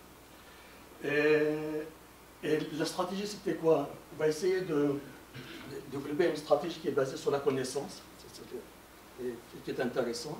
Je reviendrai un peu sur cette question de la connaissance, avec 2 objectifs. Qu'est-ce qu'on fait en termes de stratégie de protection? Et s'il y a une défaillance, comment faire? Comment réparer? Comment réparer aussi les ouvrages? Et le concept, en disant comme quoi on a besoin des sources de connaissances. Dans les sources de connaissances, bien sûr, il y a l'état de l'art, il y a pas mal de choses qui ont été faites, mais un nouveau risque pose de nouvelles questions, on ne le trouve pas forcément dans la littérature. Et pour ça, on a besoin de nouvelles expérimentations, dans le cadre de projets. Et ces expérimentations, je montre une expérimentation ici, c'est une expérimentation en vraie grandeur. C'est-à-dire, en fait, on va imposer des écoulements avec un niveau qui correspond aux prévisions, instrumenter pour regarder un peu comment ça se passe. Donc c'est des instrumentations qui sont des expérimentations très intéressantes pour la recherche, parce qu'on retrouve beaucoup de choses. Mais quand on prend l'approche pragmatique des Hollandais, nous, bon, les chercheurs c'est bien, mais nous ce qu'on veut c'est développer des connaissances pour l'administration, pour la population. Il suffit d'avoir des tableaux avec des milliers de points, tout ça c'est bien pour la recherche, mais qu'est-ce qu'on peut tirer pour l'administration, pour la population, etc. Et on a besoin, donc ce que je dis, c'est question de développer un système de connaissances qu'on appelle un data wizard. Et celui-là devrait être des bons disciples. Qu'est-ce qu'on peut dire à l'administration? Qu'est-ce qu'on peut dire aux professionnels? Qu'est-ce qu'on peut dire aux universitaires? Qu'est-ce qu'on peut dire à la population? Et à l'Université de Lille, on était chargé de ça. Donc on a travaillé sur la construction de ce système de connaissances. Dans le système de connaissances, assez rapidement, donc reprendre quand même ce qu'on connaît sur le sujet. Ça, c'est la première chose. Après, prendre un peu sur les expérimentations, mais dans l'expérimentation, ce qu'on va essayer de faire pour chaque essai, d'écrire de manière pédagogique, c'est quoi l'objectif, la méthodologie, d'écrire le site, prendre pour chaque essai, parler un peu de la procédure, de manière simple, je vais montrer des exemples. Qu'est-ce qu'on a fait en termes d'instrumentation? C'est quoi ceux qui ont fait les essais, qu'est-ce qu'ils ont dit là-dessus? On va bien avoir leur témoignage, c'est des éléments intéressants. Et aussi, mais c'est quoi le principal résultat? Donc, dans des termes simples, très orientés et usagers. Voilà un peu ce qu'on avait fait. Donc on a construit ce Data Wizard. Aujourd'hui, il est opérationnel. En fait, tous les résultats du projet européen sont ici. Parce que tout le reste, il y a des données. Ce qui l'intéressait, c'était surtout cette base de connaissances. Donc on a les 4 sujets, les connaissances existantes, c'est quoi les sites expérimentaux, comment on va des essais vers la connaissance, et aussi voir si on peut faire des ouvrages grand public par rapport à ça. Sur l'état de la connaissance, donc on avait toute une analyse complète, on va par rubrique jusqu'à ce qu'on arrive à un niveau assez fin, et là on va donner les principales publications sur le sujet, et sur chaque publication, le décrire en quelques lignes, dans des mots simples on peut comprendre. Donc ça, c'est fait, c'est opérationnel, on peut aller là-bas, récupérer, etc. C'est chose qui a été faite dans le cadre d'un travail de thèse. Deuxième chose, ça c'est le site expérimental qui a été fait à la frontière entre la Belgique et la Hollande. On voit l'ouvrage et l'instrumentation. Donc faire un modèle des jumeaux numériques sur lesquels on peut aller regarder, etc. Donc ça c'est intéressant, on voit le modèle libre là-bas. On voit les essais ici, donc tout ça on le décrit de manière simple, etc. On peut aller sur les jumeaux numériques pour regarder ce qui se passe, etc. Et après on a une présentation du programme expérimental, donc que ce soit pour les 2 sujets. Et à partir des essais, la question qui était qu'on peut trouver, c'est quoi l'instrumentation, sur chaque instrumentation, regarder un peu comment elle a fonctionné, récupérer les vidéos, il y a pas mal de vidéos pour parler. Et surtout, avant et après l'essai, qu'est-ce qui s'est passé, parce qu'il y a des choses intéressantes aussi à faire, et qu'est-ce qu'on peut raconter comme histoire dessus. Ça, on le trouve pour chaque essai. Donc un travail assez intéressant entre notre université et ceux qui ont travaillé sur le projet. Un exemple ici, je prends un essai, donc une petite vidéo, un petit texte qui décrit l'essai, un témoignage de celui qui a fait l'essai. Enfin, les 2 qui ont fait l'essai, donc la même chose. La procédure, comment ça s'est passé, un témoignage là-dessus. Les données, un chercheur qui est intéressé, il peut appuyer, il peut aller regarder les données, les télécharger. Un peu de traitement statistique, simple, on ne fait pas d'analyse de données dans le cadre de ce projet. Et c'est quoi les principaux résultats? Dans des termes simples, etc., qu'on avait travaillé aussi. L'intérêt, c'est qu'on a poussé très loin le travail avec ceux qui ont travaillé sur le sujet, parce que les chercheurs ne sont pas habitués. Les chercheurs, ce qui les intéresse, c'est de récupérer les données vers une publication. Mais il a poussé jusqu'à ce que c'est quoi la connaissance qu'on a acquise. Par rapport à ça, de la présenter de manière simple, on n'a pas vraiment l'habitude de ça. Et les Hollandais, ils ont fait aussi un travail assez intéressant. Ils ont fait des ouvrages spécifiques par thème, qui sont aussi accessibles. C'est quoi les avantages qu'on a? C'est que de ce système, je trouve qu'il est vraiment intéressant, c'est qu'on va regrouper les connaissances existantes et avec les nouvelles connaissances dans un seul système. Excuse-moi, présentation supplémentaire un peu qui ne s'adresse pas à l'administration comme rechercheur, etc. Et l'intérêt, c'est qu'on retrouve quand même les données brutes. Si quelqu'un qui voit les lois, il y a aussi les données nettoyées et le contexte aussi. On a les témoignages qui me paraissent très intéressants. Et aussi, l'idée, c'est que autour de ces données, on peut construire des communautés. Ceux qui font les essais, ceux qui font de la modélisation, on peut partager aussi ces connaissances. Voilà. Merci. La modélisation, ce n'est pas la photo terrain. C'est très difficile de prendre le sous-marin, parce qu'on est intervenu sur des terrains qui étaient couverts d'algues. Donc en fait, on ne le voit plus très rapidement. Mais bon, c'est des choses qui arrivent. Donc pour les photos terrain, ce n'est pas idéal à retransmettre. Par contre, ce qu'il faut savoir, c'est qu'il est équipé de plusieurs choses. Donc les capteurs physico-chimiques que peut avoir la station pour surveiller l'analyse de l'eau. Il est équipé d'un sonar pour de la modélisation, d'une pince pour de l'échantillonnage, caméra visible et caméra infrarouge. Ce sous-marin que vous voyez, c'est à l'heure actuelle celui qui est l'objet phare de la société et qui est utilisé sur les tests terrain. À côté de ça, on développe un autre sous-marin entièrement Made in Ilae, parce que celui-ci c'est une structure qu'on achète et qu'on adapte notre technologie dessus. Là on part sur un développement entièrement de la société avec des partenariats qui sont montés pour le co-développement, toujours pour aller plus loin dans la création d'une communauté. Et en fait ce sous-marin, il sera miniaturisé, il aura la capacité d'aller dans des tuyaux de rejet pour faire de l'inspection, soit vidéo, soit détection. Alors l'imagerie avec l'intelligence artificielle qui avait été citée tout à l'heure, c'est une chose qui est en train d'être développée au sein de nos services. Il y a également d'autres possibilités. On parle de tuyaux de rejet, mais par exemple, on travaille avec des démineurs qui font de l'inspection d'épaves, ou d'épaves, qui font de l'inspection de bateaux dans des ports, etc., assez souvent pour vérifier les problèmes qui pourraient survenir. Et du coup, on discute avec eux sur la possibilité d'utiliser le sous-marin plutôt que d'envoyer quelqu'un qui pourrait risquer sa vie. Première inspection se ferait par le sous-marin, et du coup, donc là, on utiliserait également l'imagerie. Donc voilà en résumé quelques informations sur le sous-marin et sur la société d'Ilae. Je serais ravie de pouvoir échanger avec vous sur la thématique si vous en avez envie, et de répondre à des questions si vous en avez. Merci.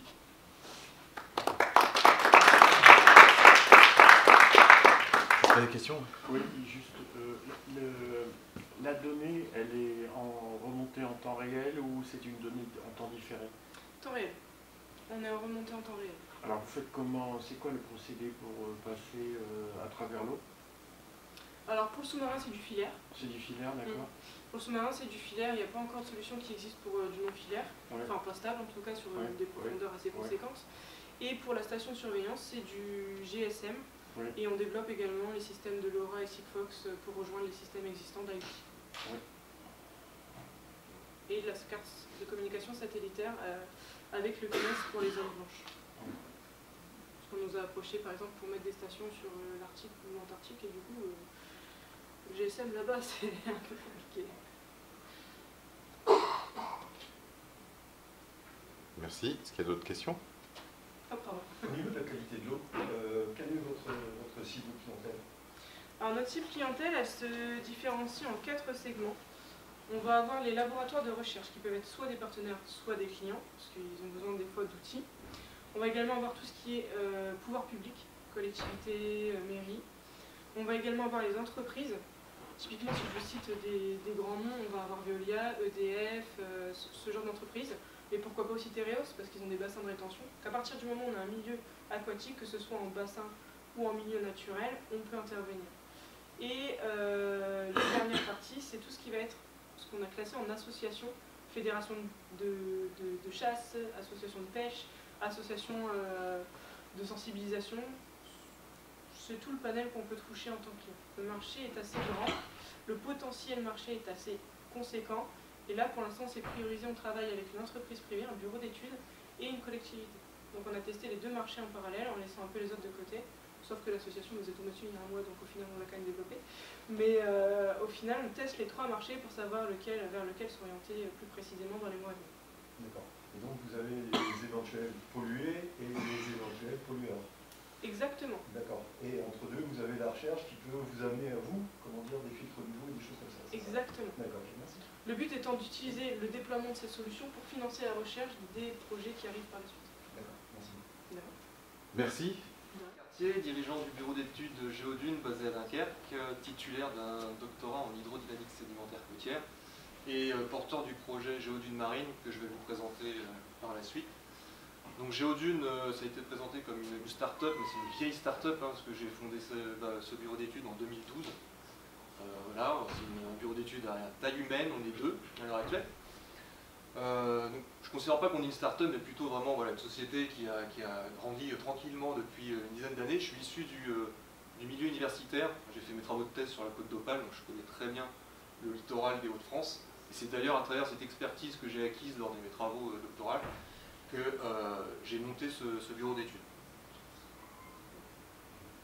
Alors concrètement, qu'est-ce qu'on réalise à travers notre bureau d'études? C'est avant tout à partir d'acquisition de données dans différents domaines qui sont liés aux environnements littoraux. Donc on va faire de l'acquisition de données topographiques, des données hydrodynamiques et sédimentologiques sur différents types d'environnements et qui vont nous servir à réaliser des diagnostics morpho-sédimentaires, des suivis d'évolution du littoral, des suivis environnementaux. Je vais détailler ça un petit peu à côté. Et également, on intervient dans différents types d'études de faisabilité, d'impact, etc.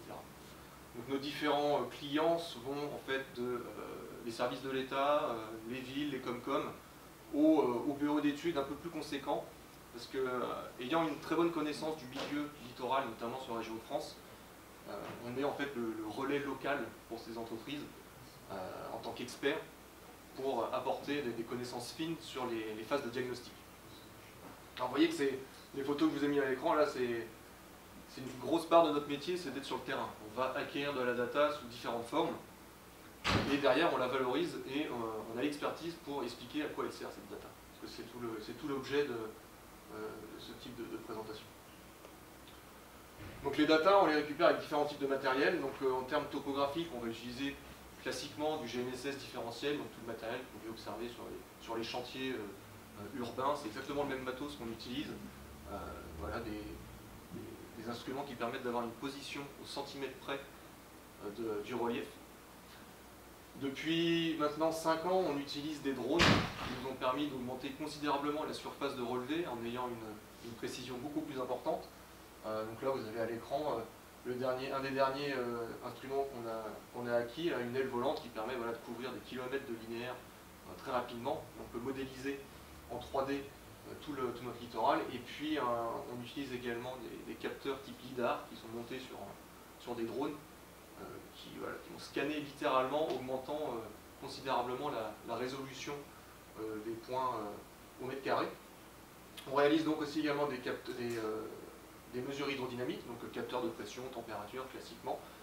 La bouée houlographe que je vais vous détailler par la suite, mais également des mesures de courantologie, et puis voilà, l'échantillonnage de surface en sédimentaux, que ce soit sur l'estran, en milieu côtier type estuaire, soit au large, pour diverses applications plutôt typées réglementaires. Donc toutes ces datas, voilà, on a énormément de données qu'on va acquérir lors de différents appels à projets ou appels d'offres, vont nous servir donc pour essentiellement, enfin, le cœur de notre activité, c'est le suivi d'évolution du trait de côte du littoral. On fait un suivi de la frontière belge jusqu'à la baie d'Authie, donc ça fait un sacré linéaire, en tout cas sur les côtes sableuses. Et grosso modo, on intervient 2 fois par an sur l'ensemble des plages et l'ensemble des linéaires côtiers pour évaluer en fait l'état de santé de notre littoral, parce que c'est un environnement qui est donc à l'interface terre-mer et qui constitue notre rempart. On parlait tout à l'heure de submersion marine. Les cordons dunaires sont des ouvrages de premier rang qui sont soumis aux aléas climatiques et qui ont besoin d'être suivis en permanence puisqu'ils ont une évolution très rapide. Donc vous avez quelques exemples de rendus là, ici au niveau de la baie de 800, qui est un site très connu pour son érosion. On a des taux d'érosion extrêmement importants. Là vous voyez, ça c'est sur les 10 dernières années, on a 2 mètres par an de dunes qui partent à la mer. C'est un des points érosifs de France le plus important. On a 250 mètres qui est parti depuis les années 50. Donc c'est assez monstrueux. Il y a déjà plusieurs maisons qui sont parties à la mer. Et donc là, il y a des gros problèmes, des gros enjeux, puisque derrière, les côtes sont basses. Donc s'il n'y a plus de cordon dunaire, c'est inondation et submersion. On fait donc des suivis environnementaux classiques, donc sédimentologie, je vous ai déjà un peu parlé, de l'analyse 3D, évolution topo, des diagnostics globaux, en fait, morphosédimentaires du littoral, c'est-à-dire qu'en amont de tout projet qu'on va réaliser sur le littoral, type extension d'un port, protection d'une dune, on a besoin de comprendre comment le système fonctionne. Et comment le système fonctionne, eh bien, on a besoin de data.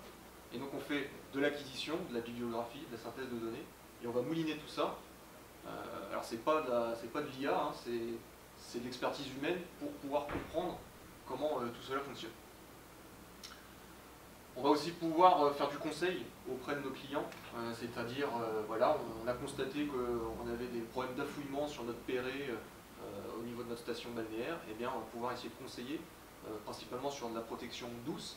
Alors la protection, il y a différents types de protection en aménagement côtier, les ouvrages durs, donc c'est tout ce qui est digue, péré, brise-lames, etc. Puis après les protections douces, qui vont être de jouer un petit peu avec la nature, ça va être de la plantation d'Oya, ça va être l'installation de filets brise-vent qui vont capter le sable propagé par le vent, qui vont venir essayer de s'installer devant nos ouvrages et d'essayer d'amortir la houle. Donc c'est ce type de conseil qu'on essaye de proposer.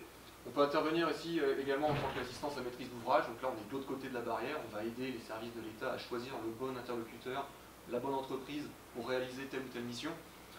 Et on réalise également des études réglementaires, faisabilité, impact, Natura 2000, voilà, toutes les choses qui sont classiques, mais qui nécessitent de l'acquisition de data et une expertise pour comprendre et savoir les manipuler.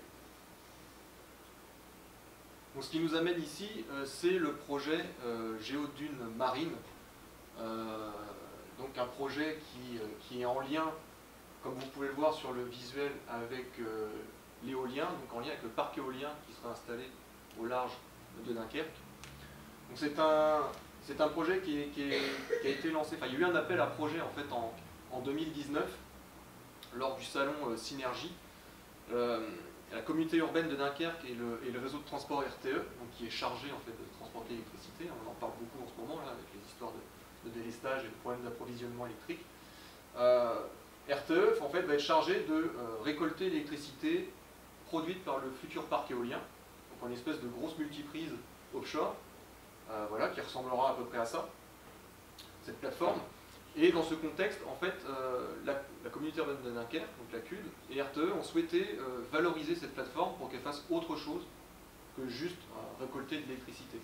C'est-à-dire qu'on a un poste en mer assez conséquent et on peut imaginer plein de projets de valorisation. Donc c'était un appel à projet qui était ouvert aux étudiants et aux entreprises privées.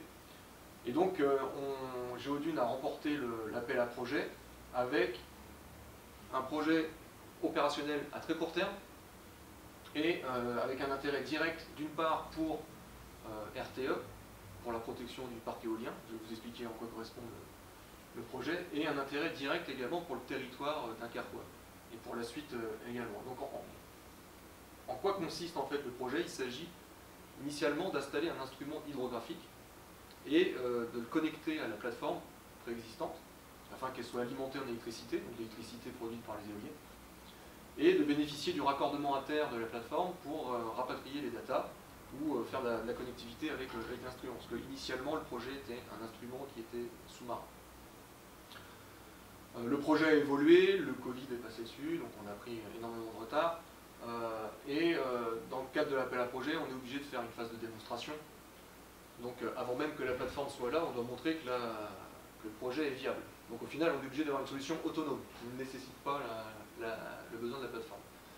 Donc on a mis en place un système de bouée autonome, alimenté par des petits panneaux solaires et qui nous permet de récupérer les datas en temps réel transmises via satellite.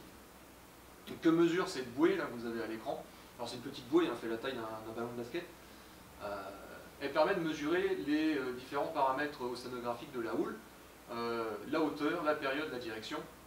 On a installé un capteur de pression hydrostatique à la base, donc au fond de l'eau, afin de récupérer la hauteur d'eau, et donc le signal de marée. et on a un capteur de température en subsurface, environ 2 mètres sous la surface. Et toutes ces datas sont envoyées et diffusées sur une plateforme web. Donc à terme, on voudrait implémenter la bouée avec d'autres capteurs, type vitesse, direction du courant marin, parce que ce sont des données qui sont extrêmement importantes, et également de la turbidité.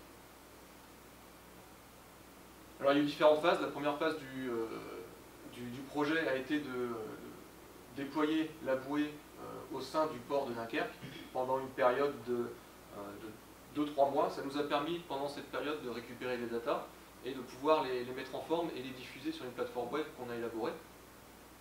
Et ça a permis également d'avoir déjà un premier retour sur les données, puisque obtenir des données océanographiques, ça j'ai oublié de vous le dire en intro, c'est extrêmement important. On a très peu de data en fait, océanographiques.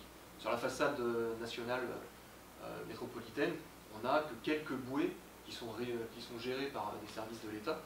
Et au large de Dunkerque, on a 0 bouée. La bouée la plus proche, elle est à 30 km des côtes belges, donc ce qui est relativement assez loin de notre littoral. Vous pourriez me dire que ça suffit, mais en fait la configuration de la mer du Nord est telle qu'on est sur une mer très peu profonde, hein, fait 30-40 mètres, donc la déformation de la houle est relativement importante.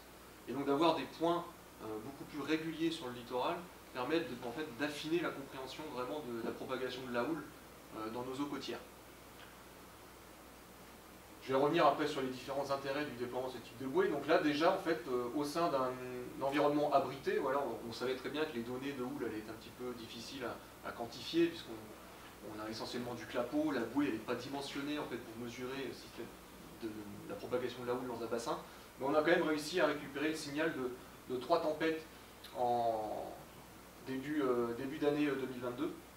3 tempêtes qui se sont succédées sur le littoral de la mer du Nord, Dudley, Yuneris et Franklin, et ça, ce sont des données qui sont inédites, parce qu'il n'y a pas d'instrument qui les mesure actuellement. On a juste des mesures de marégraphe, donc la hauteur du niveau d'eau dans les ports, mais des données de houle, localement, on n'en a pas. Donc ça, c'est un retour d'expérience qui est relativement important et intéressant, qui va être valorisé très facilement dans des études de dimensionnement d'ouvrages ou de gestion d'ouvrages portuaires.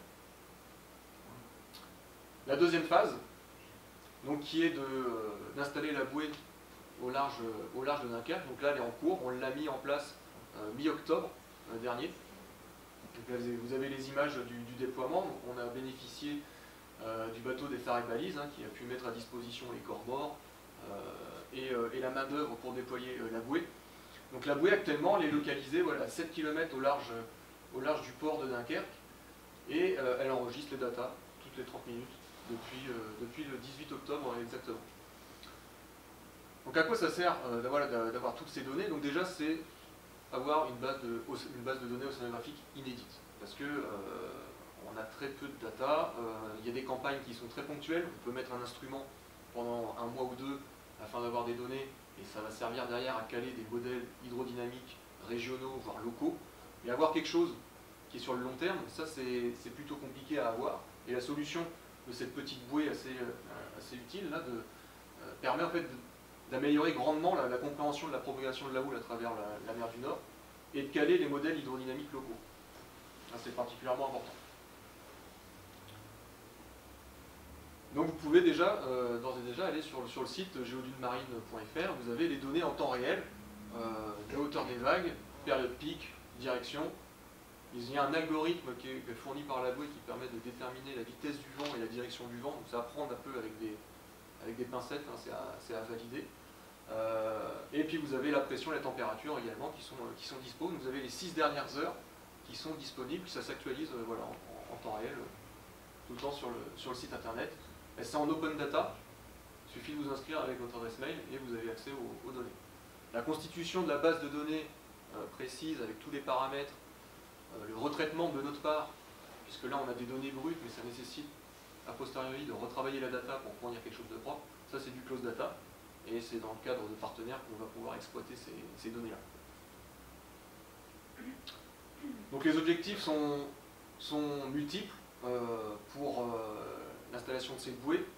Donc déjà pour le commun des mortels, c'est-à-dire n'importe quel plaisancier usager de la mer. C'est-à-dire que vous avez votre bateau de pêche à Dunkerque ou à Calais, vous voulez savoir si vous pouvez sortir du port et aller en mer, vous pouvez regarder tout de suite l'état de mer sur votre smartphone. Vous pouvez me dire, mais je peux utiliser Winguru, sauf que Winguru parfois est complètement décalé par rapport aux mesures en temps réel, donc ça permet d'avoir vraiment une précision très locale, sachant que la mer du Nord est une mer qui réagit très vite. En quelques heures, s'il y a un coup de vent, la mer va monter très rapidement, et c'est difficilement prédictible en fait par les modèles actuels.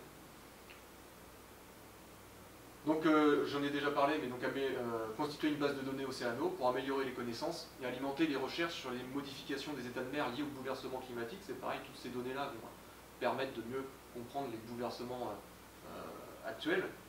Et là, c'est la phase qui est actuellement en cours de recherche de partenariat, c'est venir alimenter des futurs outils numériques et notamment des outils de prévision des submersions marines, une modélisation fine, locale de la propagation des houles et un outil d'aide en fait à la décision pour les problématiques littorales. Il existe déjà en fait des modèles d'alerte édités par Météo France. En cas de submersion marine, on les voit, les alertes vigilance submersion marine, c'est lié à une concomitance entre une dépression, une tempête, plus un haut coefficient de marée.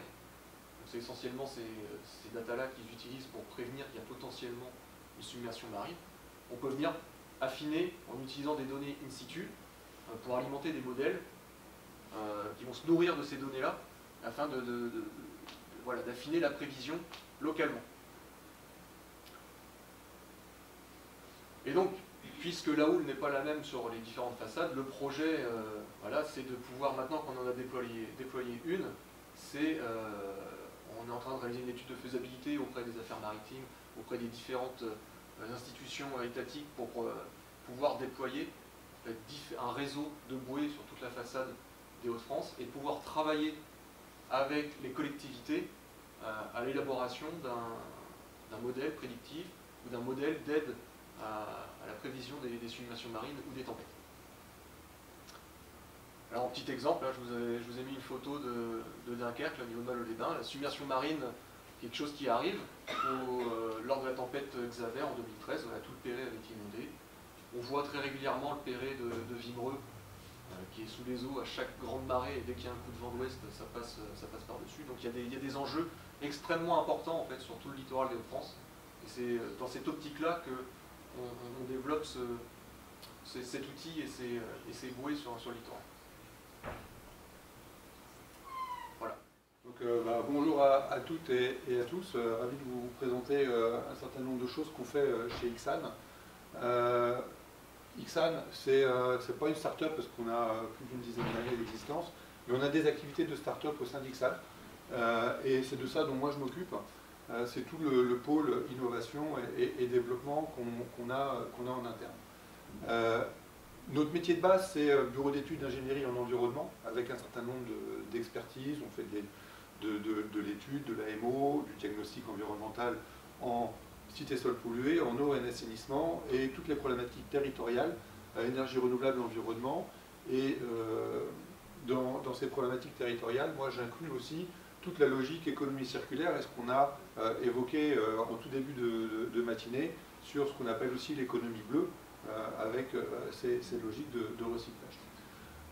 Dans les activités nouvelles qui se développent chez nous, on les a mis en avant sur la question de la transition environnementale et des industries, des industries et des territoires. Et pour ça, quelque part, il y a besoin d'innovation. Et donc, les deux grands domaines sur lesquels on travaille, on peut les regrouper sur les thématiques de l'économie circulaire et de tout ce qui est résilience des territoires et optimisation des infrastructures. On en a parlé toute la matinée. L'environnement, c'est aussi des infrastructures qui doivent être gérées, mais qui peuvent être aussi optimisées. Et effectivement, les technologies numériques, elles arrivent pour aider à l'optimisation de ces infrastructures. Sur la question de l'économie circulaire, je vais plutôt vous présenter les choses par l'exemple. Un exemple particulier, on parlait de l'économie bleue. Donc le bleu, c'est la mer. Voilà. Donc là, vous avez la photo d'un port en Bretagne. Donc toute une activité, un écosystème autour de tout ça. Mais si on regarde un peu plus loin les choses, un peu plus en profondeur, et ben, quelque part, il y a des disciplines où pour mieux comprendre, il faut zoomer.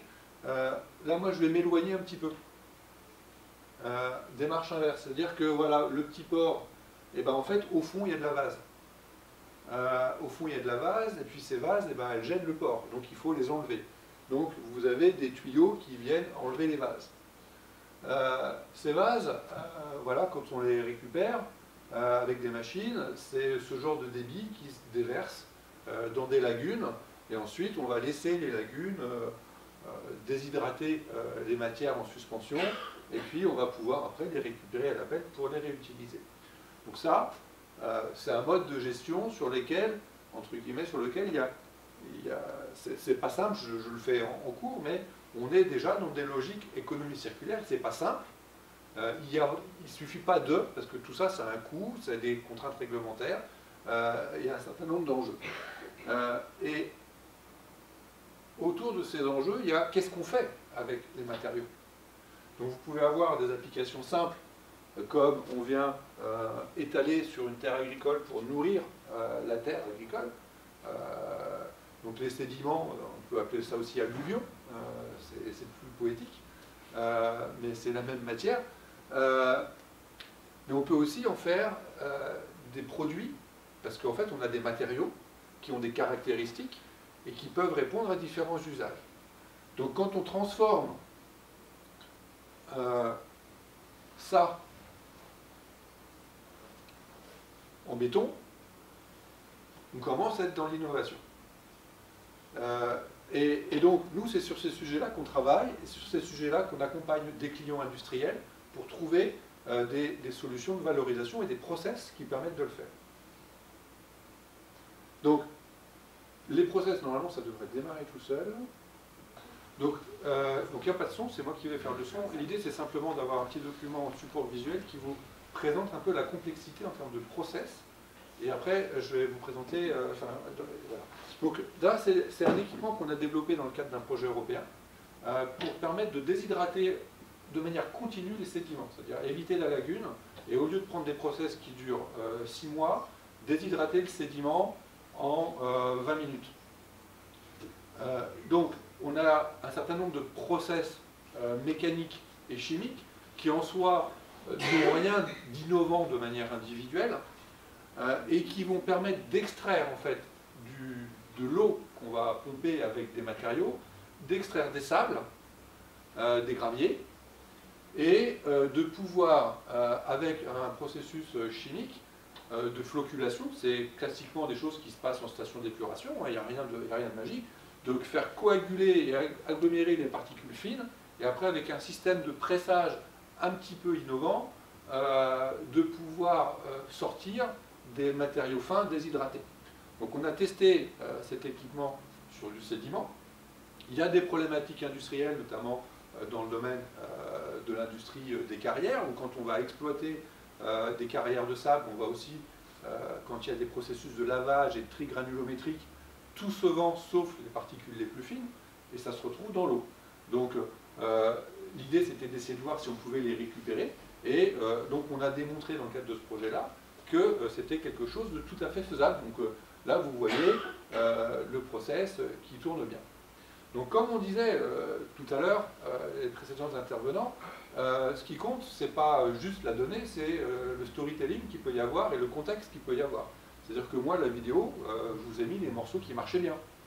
La vidéo, il y a ça, et puis on a fait des échantillonnages, on a produit de la donnée, je choisis ce que je communique. Je choisis les moments où je vais faire mon échantillonnage. Donc il n'y a que moi qui ai fait les opérations, qui sait quand j'ai fait la mesure et à quoi ça correspond en réalité. Et en réalité, ce que je peux vous dire, c'est que la belle histoire que je vous ai racontée, où c'est facile et où tout ça marche en 20 minutes, c'est vrai quand ça marche. Mais la réalité de la chose aussi, c'est que quand on a une vraie vie et un vrai process industriel, les intrants ne sont pas réguliers, ça bouge. Donc ça bouge, ça va bouger en débit, ça va bouger en caractéristiques, ça va bouger rapidement, ça va bouger lentement, ça va s'arrêter, ça va redémarrer.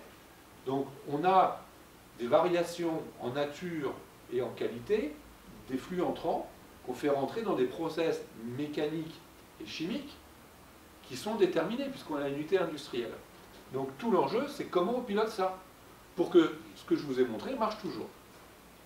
Donc c'est sur ces sujets-là qu'aujourd'hui, on travaille de plus en plus sur développer des technologies qui vont permettre de piloter ce genre d'équipement pour pouvoir garantir et développer des filières technologiques qui permettent de développer des vrais marchés.